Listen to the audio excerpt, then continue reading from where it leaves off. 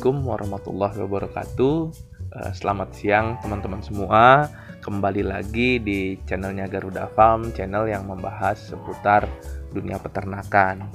Nah, melanjutkan pembicaraan di video kita yang sebelumnya.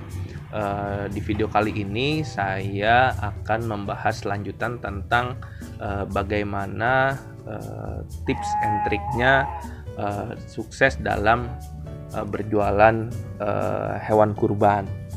Di video sebelumnya sudah kita bahas terkait persiapan hewan ternaknya. Di video kali ini akan kita bahas terkait pakan dan SDM-nya. Nah, pertama terkait pakan ternak. Nah, untuk pakan dalam mempersiapkan hewan kurban, dalam berjualan hewan kurban ini tentunya perlu persiapan khusus. Kenapa?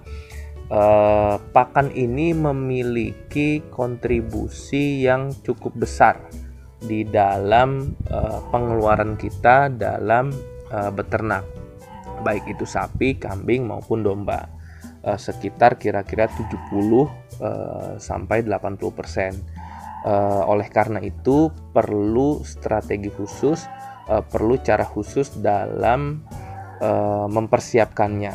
Ditambah dalam berjualan hewan kurban, biasanya permintaan terhadap hewan ternak itu sangat pesat, sehingga bagi para peternak atau para pedagang harus memiliki trik khusus.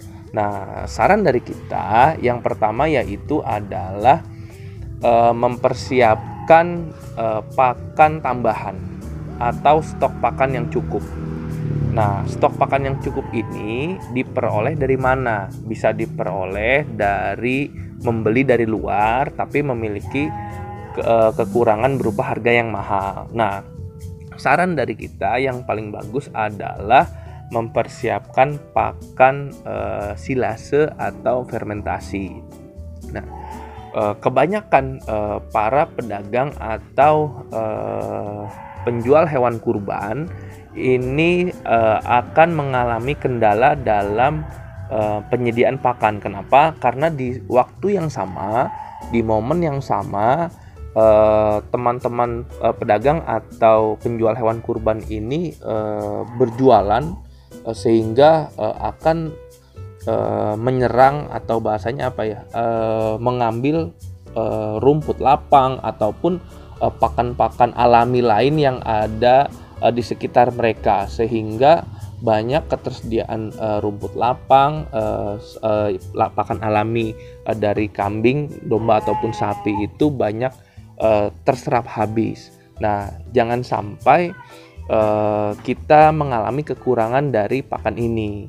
Jadi kita sangat menyarankan untuk mempersiapkan pakan silase atau fermentasi. Kemudian yang kedua memberikan pakan tambahan berupa konsentrat maupun ampas tahu ataupun ampas tempe. Teman-teman bisa mencari pabrik tahu atau pabrik tempe di sekitar lokasi kandang teman-teman semua. Nah, pakan juga menjadi hal yang tidak boleh ditolerir. Jadi jangan sekali-sekali mengurangi stok pakan untuk kita mengurangi biaya ataupun karena kekurangan. Kita harus menyediakan pakan itu sebanyak mungkin karena akan berdampak kepada performa hewan kurban yang akan kita jual itu menjadi maksimal. Nah, yang berikutnya yaitu terkait dengan SDM. Nah, SDM ini memiliki peran yang paling penting. Kenapa? Di era yang semakin maju saat ini, di tahun 2021 ini, tentu sudah menjadi rahasia umum bahwa pelayanan atas produk yang kita jual itu memiliki peranan penting. Jadi siapa yang bisa melayani lebih baik itu akan unggul dalam pasar. Nah, oleh karena itu SDM yang kita miliki kalau bisa dari sisi jumlah jangan sampai kurang. kurang dan memiliki product knowledge atau pemahaman terhadap produk yang kita jual, khususnya hewan kurban tadi, itu memiliki kompetensi yang bagus. Nah, apabila ada tamu bisa melayani dengan baik, dengan ramah, dengan sopan, sehingga para customer kita bisa melayani dengan baik. Kemudian juga dari sisi jumlah SDM, teman-teman itu harus mempersiapkan, jangan sampai kita kekurangan SDM di segala lini, baik itu dalam pakan ataupun manajemen kandang. Dan yang paling krusial adalah saat pengiriman hewan kurban. Perlu teman-teman ketahui bahwa pengiriman hewan kurban biasanya dilakukan atau mayoritas dilakukan itu dalam satu waktu. Karena perayaan hari raya kurban atau Idul Adha terjadi di hari yang sama, sehingga begitu banyak pesanan yang masuk itu harus dikirim di waktu yang sama, sehingga teman-teman harus bisa memanage SDM, memanage waktu, sehingga seluruh pesanan hewan kurban yang masuk ke teman-teman semua itu bisa dikirim tepat waktu, bisa dikirim sesuai dengan pesanan dari customer.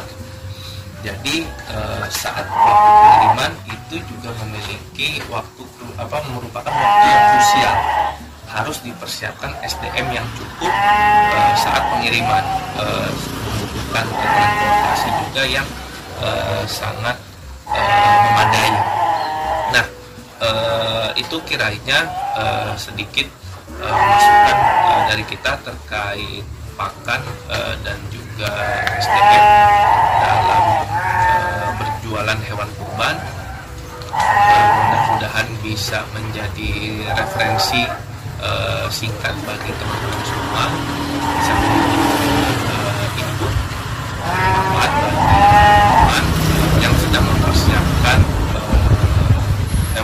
penjualan hewan kurban di tahun 2021 ini. Sekian penjelasan dari saya.